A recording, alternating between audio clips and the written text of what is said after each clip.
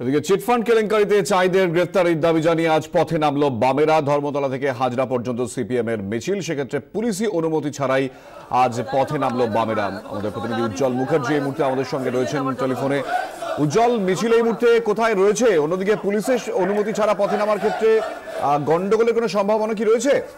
দেখো, প্রথমত কুণাল, সেটা হচ্ছে পুলিশ কিন্তু প্রথমে অনুমতি তাদেরকে দিয়েছিল এবং বাম নেতারা যেটা দেখাচ্ছে যে তাদের কাছে যে চিঠি রয়েছে তাতে তারা বলেছিলেন যে তারা মিছিল করবে ধর্মতলা থেকে হাজরা পর্যন্ত, কিন্তু শেষ পর্যন্ত কর্পোরেশনের সামনে থেকে হাজরা পর্যন্ত মিছিল করার অনুমতি তাদের পুলিশ দেয়। কিন্তু শেষ মুহূর্তে আজকে সকাল থেকে পুলিশ এসে জানিয়ে দেন যে আইন শৃঙ্খলার কারণে তাদেরকে হাজরা পর্যন্ত মিছিল করতে দেওয়া হবে না, তারা যাতে মিছিল বাতিল করে অথবা রুট বদল করে। কিন্তু সিপিআইএম এর নেতৃত্বে তারা সিদ্ধান্ত নিয়েছেন যে তারা মিছিল করবেন এবং এই মুহূর্তে মিছিল কিন্তু চালু হয়েছে, শুরু হয়েছে। সূর্যকান্ত মিশ্র, বিমান বসু, সুজন চক্রবর্তী, রবীন দেব সহ সিপিআইএম এর প্রথম সারির নেতৃত্ব তারা রয়েছেন মিছিলের একেবারে প্রথমে। এবং আমরা যেটা দেখতে পাচ্ছি ধর্মতলার মুখে সেখানে কিন্তু বিশাল পুলিশের ব্যারিকেড তৈরি করা হয়েছে, অর্থাৎ তারপরে কিন্তু আর মিছিলকে এগোতে দেওয়া হবে না। সেখানে কিন্তু ইতিমধ্যেই ব্যারিকেড তৈরি করেছে পুলিশ এবং অভূতপূর্বভাবে গোটা মিছিলের যে রাস্তাটা সেটা চারিদিক কিন্তু পুলিশ ঘিরে দিয়েছে। অর্থাৎ চাঁদনি চক থেকে শুরু করে যে রাস্তাগুলো ধর্মতলা এসে মিশছে সমস্ত রাস্তাগুলোতে কিন্তু ব্যারিকেড তৈরি করে দেওয়া হয়েছে যাতে কোনোভাবেই মিছিল অন্যদিকে না যেতে পারে। এবং সবচাইতে বড় কথা যে গোটা ধর্মতলা চত্বর, সেই গোটা চত্বরে কিন্তু বিশাল পুলিশ বাহিনীকে মোতায়েন করা হয়েছে, বিশাল পুলিশ বাহিনীকে মোতায়েন করা হয়েছে। এবং তুমি দেখতে পাচ্ছ সেই ছবি যে বিমান বসুরা, তুমি দেখতে পাচ্ছ ছবি যে বিমান সূর্যকান্ত মিশ্র, রবীন দেব তারা কিন্তু এগিয়ে আসছেন এবং সঙ্গে কিন্তু বিশাল পুলিশ বাহিনী তারাও কিন্তু যাচ্ছেন। বাম নেতাদের যেটা অভিযোগ, তারা কিন্তু কোন রকম গন্ডগোল করা, অবস্থান বিক্ষোভের কোনো কর্মসূচি দেননি।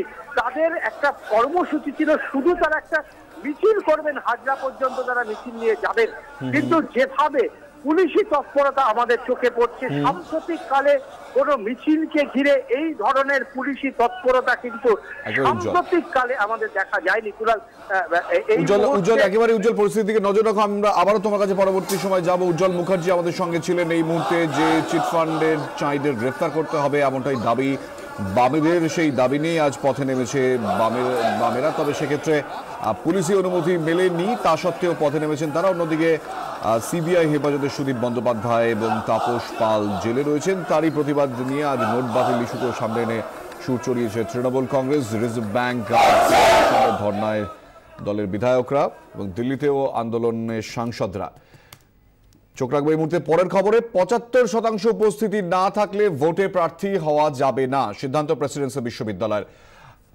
আমরা এই বিষয়ে আরো বিস্তারিতভাবে জানবো। শ্রেয়সী গাঙ্গুলি আমাদের সঙ্গে রয়েছেন টেলিফোনে। শ্রেয়সী, দেখো যেটা ঠিক হচ্ছে যে আগামী 30 তারিখে প্রেসিডেন্সি বিশ্ববিদ্যালয়ে ছাত্র সংসদ নির্বাচনের দিন স্থির হয়েছে এবং সেখানে যেটা স্থির হয়েছে যে ৭৫% উপস্থিতি না থাকলে ভোটে যে প্রতিদ্বন্দ্বিতা, সেই প্রতিদ্বন্দ্বিতা কোনো ছাত্রছাত্রী করতে পারবেন না। এক্ষেত্রে বলা হয়েছে যে অনলাইনে ছাত্রছাত্রীরা নমিনেশন ফর্ম জমা দেওয়া এবং তুলতে পারবেন, কিন্তু বাধ্যতামূলকভাবে বলা হয়েছে যে কোনোভাবেই ৭৫% কম যদি কারোর কোনো এক ক্লাসে অ্যাটেন্ডেন্স থাকে, অর্থাৎ উপস্থিতির হার যদি ক্লাসে ৭৫% কম হয়, তাহলে কিন্তু কোনোভাবেই তিনি প্রতিদ্বন্দ্বিতা করতে পারবেন না। অর্থাৎ তার জন্য গত বছরের যে নিয়ম ছিল, এবছরে কিন্তু প্রেসিডেন্সিতে সেই নিয়মই বজায় থাকছে।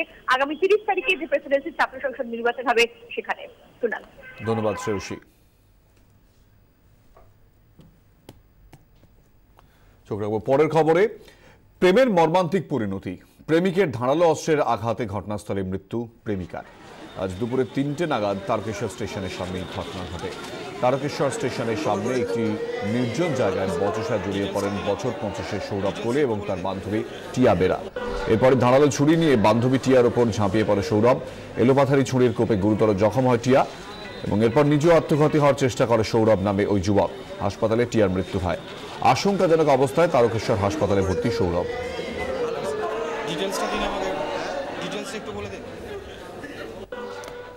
দমদম এয়ারপোর্ট লাগোয়া হোটেল থেকে তরুণীর দেহ উদ্ধার ঘিরে চাঞ্চল্য ছড়ালো।